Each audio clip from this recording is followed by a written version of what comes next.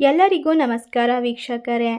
February ತಿಂಗಳು ಅದೃಷ್ಟದ ಸಮಯ. ಈ ಸಮಯದಲ್ಲಿ ಖಂಡಿತವಾಗಿ ಮೇಷರಾಶಿಯವರ ಜೀವನದಲ್ಲಿ ದೊಡ್ಡ ಬದಲಾವಣೆ ಆಗುತ್ತಾ ಹೋಗುತ್ತೆ.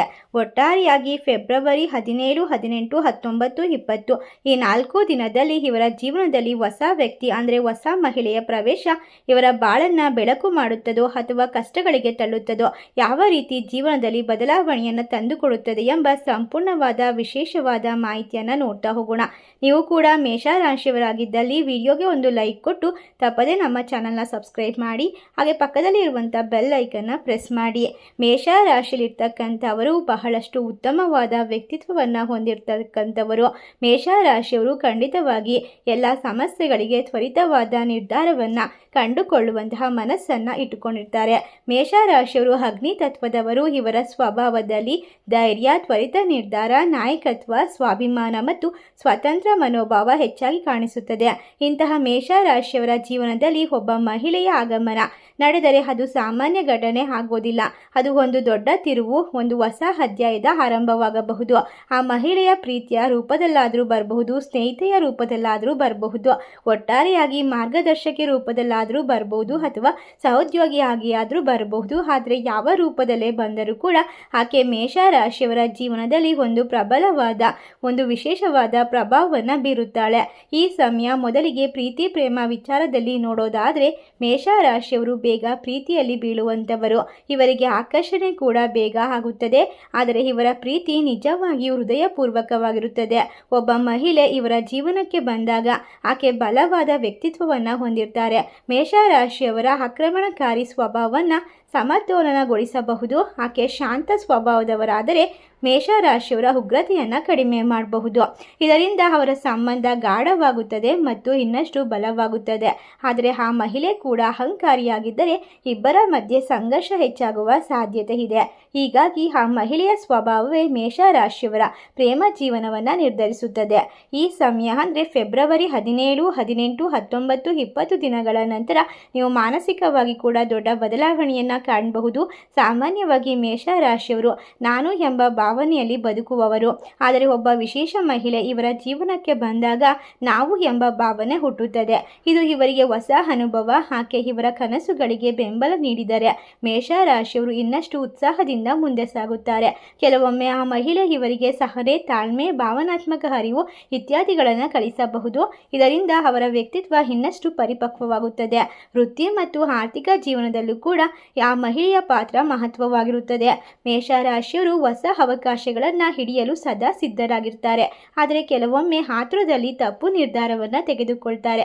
ಇಂತಹ ಸಂದರ್ಭದಲ್ಲಿ ಆ ಮಹಿಳೆ ವಿವೇಕದಿಂದ ಸಲಹೆ ನೀಡಿದರೆ ಮೇಷರಾಶಿಯವರ ಹಣಕಾಸಿನ ಸ್ಥಿತಿ ಅದ್ಭುತವಾಗಬಹುದು.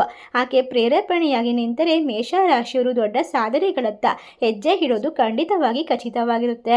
ಇನ್ನು ಈ ಸಮಯ ಇವರ ಜೀವನದಲ್ಲಿ ವಿಶೇಷತೆಯಿಂದ ಕೂಡಿರುವಂತಹ ಬದಲಾವಣೆಗೆ ಸಾಕ್ಷಿಯಾಗುತ್ತದೆ. ಕೆಲವೊಮ್ಮೆ ಆ ಮಹಿಳೆ ಸಹಭಾಗಿಯಾಗಿದ್ದರೆ ವ್ಯವಹಾರದಲ್ಲಿ ಕೂಡ ಉತ್ತಮ ಜೋಡಿ ಆಗಬಹುದು.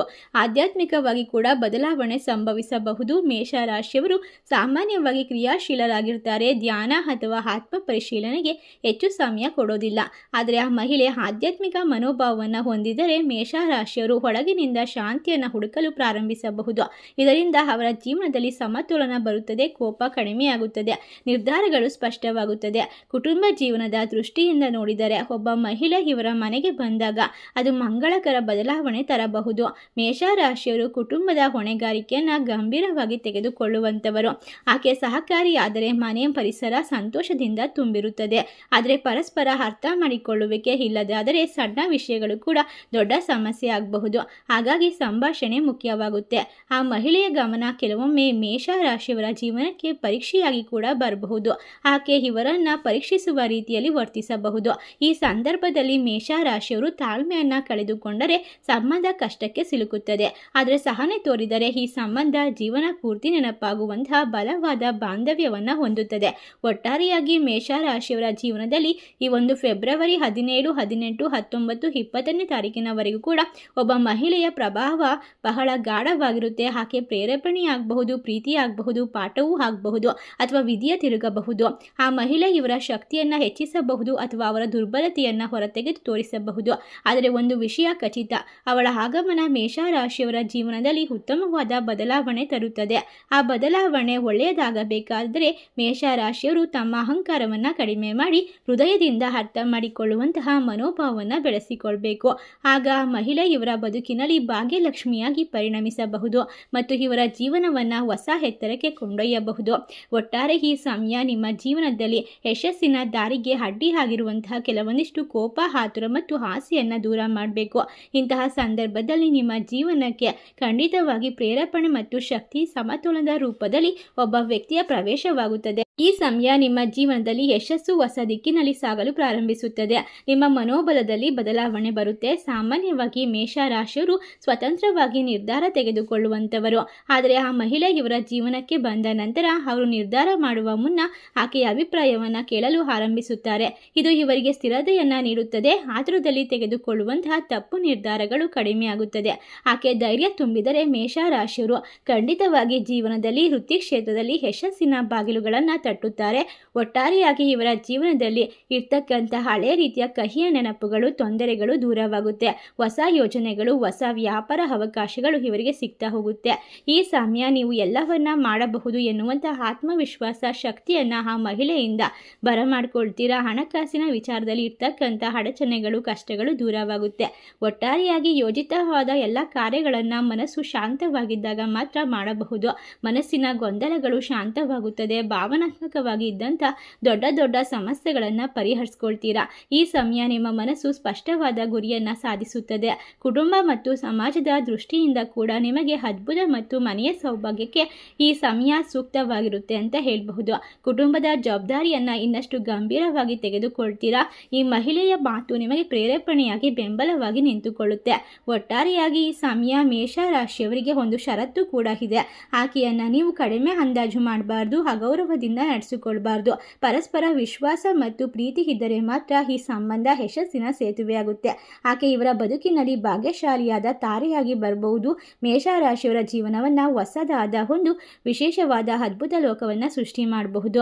ಈ ಸಮಯ ನಿಮ್ಮ ಮನಸ್ಸನ್ನು ತಾಳ್ಮೆಯಿಂದ ಮತ್ತು ನಂಬಿಕೆ ಮತ್ತು ಶ್ರದ್ಧೆಯಿಂದ ನಡೆಸಿಕೊಳ್ಬೇಕು.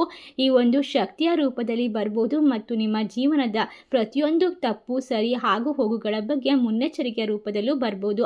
ಈ ಒಂದು ಪ್ರತಿಯೊಂದು ಸಂಕೇತವನ್ನು ನಿಮ್ಮ ಮನಸ್ಸಿನಿಂದ ಯೋಚನೆ ಮಾಡಿ ನಿರ್ಧಾರವನ್ನು ತೆಗೆದುಕೊಳ್ಳಿ. ಪ್ರತಿಯೊಂದು ಹೆಜ್ಜೆಯನ್ನು ಎಚ್ಚರಿಕೆಯಿಂದ ಇಡಿ. ಖಂಡಿತ ನಿಮ್ಮ ಬಾಳು ಬದಲಾಗುತ್ತೆ, ಬೆಳಕು ತುಂಬಿಕೊಳ್ಳುತ್ತದೆ.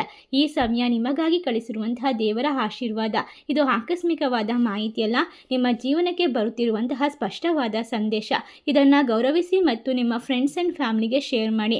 ನಿಮ್ಮಿಂದ ಕೆಲವರಿಗೆ ಒಳ್ಳೆಯದಾದರೆ ಖಂಡಿತ ಭಗವಂತನ ಆಶೀರ್ವಾದ ಸಂಪೂರ್ಣವಾಗಿ ನಿಮಗೆ ಹಲವಾರು ವರ್ಷಗಳವರೆಗೂ ಕೂಡ ನೇರವಾದ ಒಂದು ಶಕ್ತಿ ಮತ್ತು ರಕ್ಷಣಾ ಕವಚವನ್ನು ನಿರ್ಮಿಸುತ್ತದೆ. ಈ ಮಾಹಿತಿಯನ್ನು ಎಲ್ಲರಿಗೂ ಶೇರ್ ಮಾಡಿ. ನಮ್ಮ ಚಾನಲ್ಗೆ ಸಬ್ಸ್ಕ್ರೈಬ್ ಮಾಡಿ. ಧನ್ಯವಾದಗಳು.